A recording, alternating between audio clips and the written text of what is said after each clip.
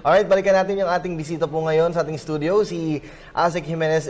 Pag-usapan naman natin, sir, yung kaugnayan naman po nung sa pag-deploy po natin ng livelihood. Sir, does we have any process po sa bibigay po ng livelihood program sa mga biktima po ng Bagyong Yolanda?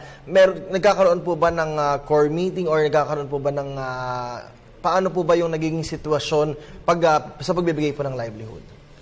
So yung proseso ng ating CDED or Community-Driven Enterprise Development, kaya tinatawag siyang community-driven kasi yung komunidad at mamamayan ang nagsasabi kung anong klase ng livelihood at paano ito gagawin. Gusto natin na sa kanila manggaling kasi importante yung proseso para maging matagumpay yung kanilang livelihood initiatives. Kaya yung mga evacuees or relocatees, i-organize sila into groups, usually 5 to 10 individuals per group. Tapos sila yung magdidesisyon kung ano yung mga klase ng livelihood na gagawin. Tapos yung magkakapareho, i-group sila ulit na magkasabay para yung pagbigay ng financial assistance, technical assistance ay mas focused at targeted. Oo. Pero mostly, sir, ano po yung mga particular na mga livelihood na inaas po ng ating mga kababayan dyan po sa Visayas region? So normally it's still farming and fishing based. Tapos meron din mga konting trading, buy and sell, and then yung konting hindi masyado yung enterprise kasi nga kung enterprise siya kailangan mo pa ng skills training, kailangan mo pa ng madami pang ayusin, kailangan talaga nila ay income kaagad. So kung ano yung pinakamabilis na pwede, yun ang ginagawa natin based on their recommendation. And yung ating for some special groups, kunyari yung ating mga PWDs, senior citizens or children, women or youth na vulnerable, ang binibigay natin sa kanila ay 2 years no collateral, no interest loan para nga makatulong ito sa kanilang kabuhayan. Yeah, I was about to ask that question, Asek, kasi nakikita natin usually naman yung farming at saka yung itong pangingisda, doon naman ito mostly sa mga kalalakihan. Pero in terms po doon sa mga livelihood loan na ibibigay po natin halimbawa sa mga kabataan, sa mga kababaihan, lalo na po sa mga nanay, ano po yung ginaguide natin sa kanila na mga livelihood programs na maaari silang kumita dito agad? Yung sabi mo kanina, sir, is yung usually na direct income yung nakukuha nila agad. So, usually ito nga yung mga buy and sell, small trading activities, tapos yung mga simple na yung sewing, mat making, or kaya yung paggagawa ng mga bracelets at para mga burloloy, simple things na sa isang konti lang ang oras na kailangan gawin pero makakakita na sila. Ang mentality nga kasi is that they need to earn, meron din sila dapat kitain para sa araw na yon para makapagbili sila ng kanilang mga pangangailangan, pagkain, bigas, ulam. So these are the types of activities na normally tinutulungan natin. So nakikipag-coordinate din kami sa TESDA kung meron naman mga long-term skills or bagong skills na gusto nilang malaman para sa kanilang kabuhayan. At madami rin actually mga NGOs, civil societies, international organizations na tumutulong sa kanila sa mga bagay na to. So yung isa rin doon yung pagbibigay sa kanila ng mga tools, yung kanilang farming and fishing tools. Normally nasalanta, nasira. So yung mga karpentero, yung kanilang mga hammers, saws, tapos yung sa mga fishermen, yung kanilang fishing nets, or kaya mga bangka, or kaya mga motorboats. Ibig sabihin ba nito, Asek, is nakikipag-coordinate din kayo with the Department of Agriculture? Oh, yes. Siyempre, at nga BFAR. Kasi, siyempre, kumbaga alam natin na sila naman talaga yung tumutugon sa mga ganito na programa. But then, nandiyan ang DSWD to help and guide them din. Kasi marami kaming social workers on the field. Kasama din natin yung city and municipal social workers. So, all the government agencies naman, we coordinate, of course, under the OPAR, the Office of the Presidential Assistant for rehabilitation and recovery. So sa OPAR yung nag-ano sa amin, ang nagkukumpas kumbaga at nagsasabi na DSWD, ang DSWD itong ginagawa ng DA, itong ginagawa ng DTI, mag-usap kayo in the terms of livelihood.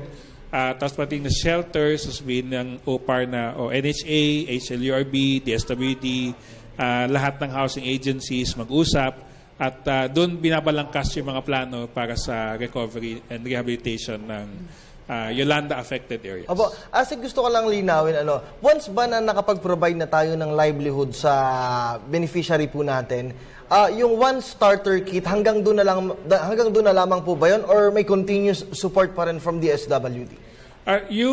Meron kami kasi natawag na social welfare indicator. So after the initial assistance, ina-assess ko ano yung sitwasyon ng pamilya, ano yung kakayahan. So ang gusto natin, ang social welfare indicators natin ay from survival to subsistence and from subsistence to self-reliance. So those are the stages na gusto natin silang umabot hanggang dun sa self-reliance. So ngayon nasa survival pa lang sila. And then may interventions ang CSOs, NGOs, international organizations, gobyerno. Tapos pag after a certain period, after 6 months, i-assess ulit ang sitwasyon nila at doon natin titignan kung kailangan pa nila ng additional na interventions or kung kaya na nila. Kasi syempre gusto rin natin na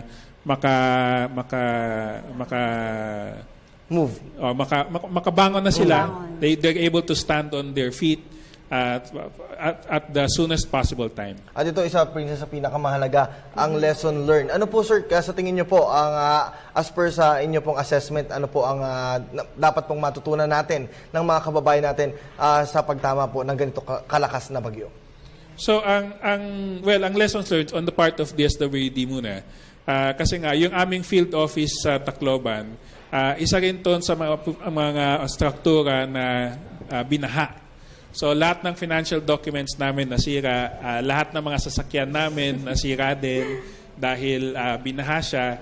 And yung aming stockpile, yung aming warehouse, nasira din lahat yun. Yung naka-stockpile namin na family food packs, na normally yun ang i-distribute natin, nasira lahat yun.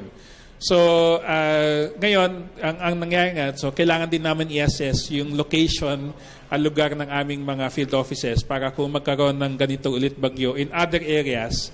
Kasi nga, yung inaasahan namin na maging first responder, sila rin ay naging biktima.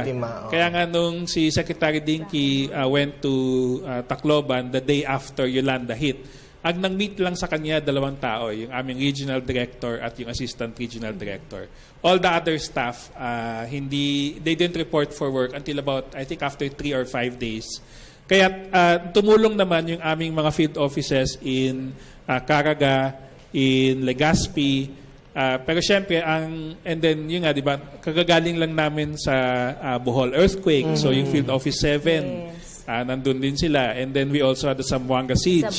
So field office 9 was also busy. So ang tumulong was field office namin sa Caraga, sa Cagayan de Oro, even as far as Coronadal. Kasi nga, and Legazpi, and even also sa north, up to our Cordillera Administrative Region. So, nagpadala sila ng tao, ng equipment, at nagbaon din sila ng pagkain dahil alam nilang mahirap yung pagkain at that time. And then, so we're also increasing the level of our stockpile. Dati kasi ang requirement is 1,000 family food packs at any single time. Ngayon, dahil madalas ang ating mga kalamidad, we are raising this to 10,000 family food packs ang naka-stockpile dapat. And then either mag-rent sila ng warehouse or if they have funds, mag-construct ng warehouse. Pero kailangan nila siguraduhin na ito ay nasa lugar na hindi nababaha or kaya hindi magigiba if ever there's an earthquake. At least preparado pa rin ang DSWD at handa na tumugon sa ating mga kababayan kung ano man yung mga pangangailangan natin. Then the other recommendation actually na lumabas din, we're also recommending na magkaroon ng permanent evacuation center ang each province na hindi yung elementary school ang magiging lugar. Kasi nga, after a disaster, gusto natin na makabalik kaagad sa normal ang mga kababayan natin doon. And one of those things is nakaka-resume sila ng classes. Kaya lang yung elementary school, hindi makapag-resume kasi nga nandun yung evacuees. Importante talaga at yun ang minumungkahin namin and we're trying to look for the appropriate funds para magkaroon tayo ng permanent evacuation center in each province na hiwalay doon sa mga elementary schools. Okay, yan na natin ang huling mensahe si Asik Jimenez para sa ating mga kababayan. Siguro ang huling mensahe, siguro papasalamat na lang. Nung kasagsagan ng Yolanda, we were really overwhelmed by the number of volunteers na tumulong sa amin sa pag-repack. Both dito sa ating NROC sa Pasay, sa Cebu, sa Ormoc, and sa Tolosa Leyte. Ang dami-dami talagang gusto mag-volunteer at tumulong sa mga kababayan natin to the extent nga na kinailangan namin silang i-schedule dahil sobra-sobra yung dumarating and then at a particular time. So, kinailangan namin silang i-coordinate at schedule. Pero, ganun pa man, nagpapasalamat kami doon sa lahat na nag-volunteer. And then, nagbibigay-pugay din kami sa mga staff ng DSWD, especially sa regions 8, 7, and 6 kasi sila rin ay naging biktima ng Yolanda. Pero kusang loob silang iniwan muna ang kanilang mga pamilya, ang mga bahay, at nagsilbi sa ating mga kababayan sa mga evacuation center. So, nagpapasalamat din kami sa kanilang lahat. And of course, to our international organizations, CSOs, NGOs, and mga other government agencies as well, na hanggang sa ngayon ay patuloy pa rin na tumutulong para sa ating mga Yolanda victims. Alright, well said, Princess. Yes, at maraming salamat din po sa inyo. ASEC Javier Jimenez ng DSWD.